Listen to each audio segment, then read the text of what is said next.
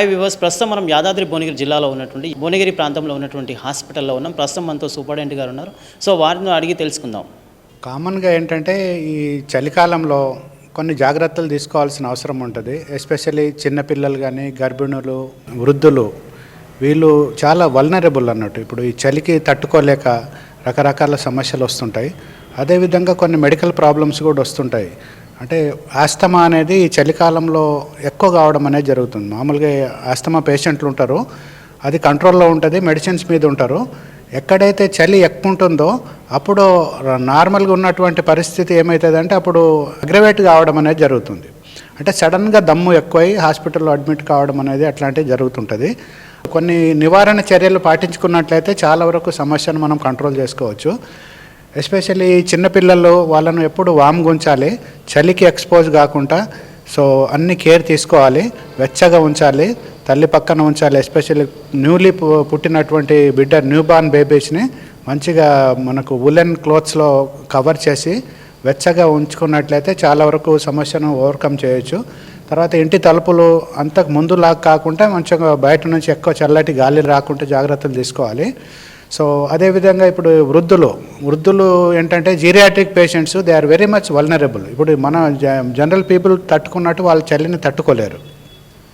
అట్లాంటప్పుడు ఏంటంటే వాళ్ళు చాలా వెచ్చగా రగ్గులు, తర్వాత బ్లాంకెట్స్, వులెన్ క్లాత్స్, తర్వాత మంకీ క్యాప్స్ ధరించి ఉండాలి. తర్వాత ఎర్లీ మార్నింగ్ కానీ, తర్వాత లేట్ ఈవినింగ్ కానీ వాళ్ళు బయట ఎక్స్పోజ్ కాకూడదు. బయట గాలికి ఎక్స్పోజ్ కావడం వల్ల ఏంటంటే వాళ్ళు చలిని తట్టుకోలేరు. చలిని తట్టుకోకపోవడం వల్ల ఏంటంటే వాళ్ళకు రకరకాల సమస్య అనేది వస్తుంది.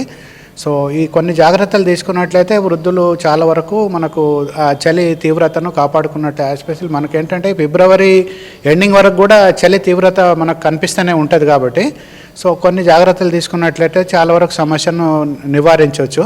అదేవిధంగా గర్భిణులు కూడా మనం చాలా జాగ్రత్తలు తీసుకోవాలి. గర్భిణులు అంటే ఇప్పుడు తల్లితో పాటు తల్లి గర్భంలో పెరుగుతున్నటువంటి శిశువు కూడా ఉంటుంది. సో ఇద్దరు పేషెంట్లు అన్నట్టు ఒకరు, కాబట్టి వాళ్ళు కొన్ని చాలా జాగ్రత్తలు తీసుకోవాలి. చల్లటి ప్రదేశానికి ఎక్స్పోజ్ కాకూడదు, చల్లగాలికి ఎక్స్పోజ్ కాకూడదు, వులెన్ క్లోత్స్ ధరించాలి.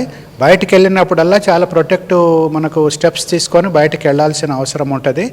సో ఎట్లాంటి సమస్య ఉన్నా కానీ ఏంటంటే ఇమ్మీడియట్గా మనం హాస్పిటల్ని రిపోర్ట్ చేయాలి. ఎందుకంటే చలికి ఆస్తమా దమ్ము మామూలుగా మనిషి నిమిషానికి ఒక 16 నుంచి 20 సార్లు మాత్రమే రెస్పిరేషన్ తీసుకోవాలి. అంటే గాలి తీసుకోవడం అనేది ఎప్పుడైతే 20 దాటుతుందో, రెస్పిరేటరీ రేట్ 20 per minute ఎప్పుడైతే దాటుతుందో అప్పుడు మనకు సమస్య ఉన్నట్టు గుర్తించాల్సిన అవసరం ఉంటుంది.